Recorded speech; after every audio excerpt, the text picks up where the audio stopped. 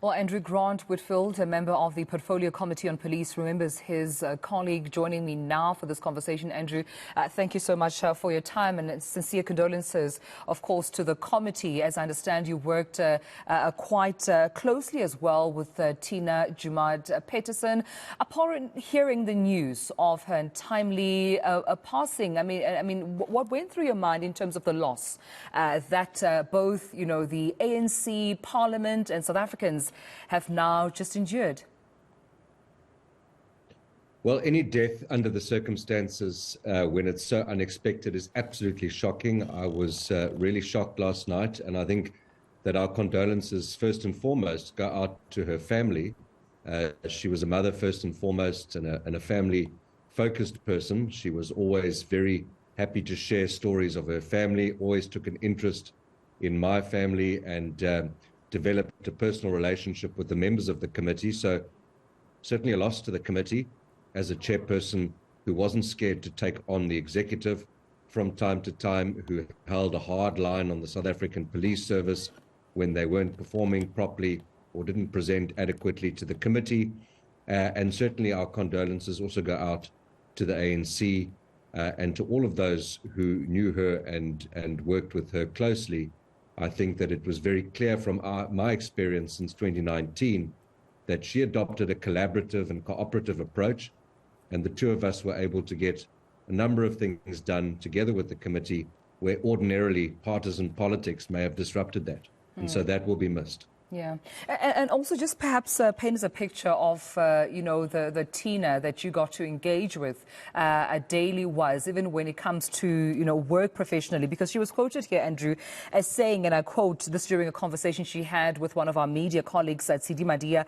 She says, "I'm not a hero looking for a cape. I'm not a villain. I was committed to my country." So she wasn't really one, according to her, that wanted to parade, her accolades. But in your experience, I mean, who was Tina? Look, I mean, she's left a lot of unanswered questions. Her legacy is undoubtedly one of controversy, but she was also a deeply complicated or complex individual. Some days we're more friendly than others, but generally, as I said to you, she always expressed kindness to me, to my family.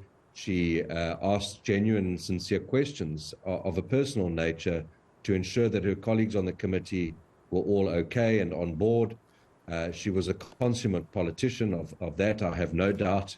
And because of that, we were able to build a relationship that got things done. And I think that really underpins her legacy insofar as I'm concerned on the police committee. It certainly appeared to me that she sought redemption from a controversial past through the work that she was doing in the committee in trying to really hold the executive to account, and unfortunately not as successfully as the DA would have liked her to have done. But nonetheless, that trust relationship helped us to really get some important things done, like reducing the DNA backlog, amending the DNA Act, and resolving the rape kits crisis in 2019. Yeah, and touching on obviously the work with the portfolio of police, what were some of her priorities, before her death? Because we know that the police has been under so much scrutiny in South Africa. Recently, Minister of Police Begicele released the crime stats, quite staggering in most parts of the country, to say the least. Today, we still continue to hear about these protection racketeers, kidnappings around the country, but also those arrests in as far as ESCOM is concerned, the Zondo Commission. So the spotlight really being on the police, and her being that chairperson of the Portfolio Committee on Police. What was her priority in terms of addressing within the committee? Well, one of the big issues that she was always very passionate about was gender-based violence. It's why I was able to have some success in convincing her and my colleagues on the committee around key issues, as I've said, with DNA and rape kits and other related issues, and we've had some success there. But she also took a keen interest on the complete chaos at the Central Firearms Registry.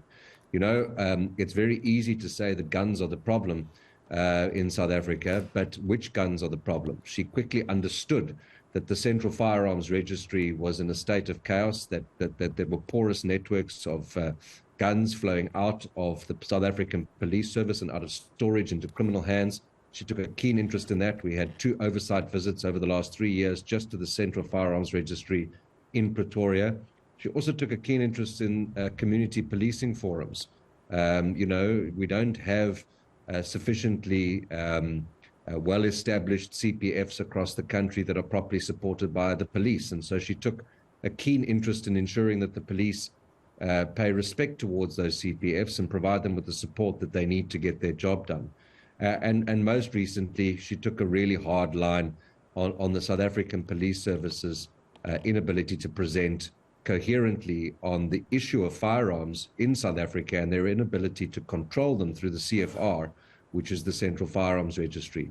She understood that the flow of firearms into criminal hands is not necessarily from legal law-abiding firearm owners, but rather from the South African Police Service itself, from the storage rooms at police stations, and those guns circulating in criminal hands have led to the deaths and mass killings of thousands of South Africans.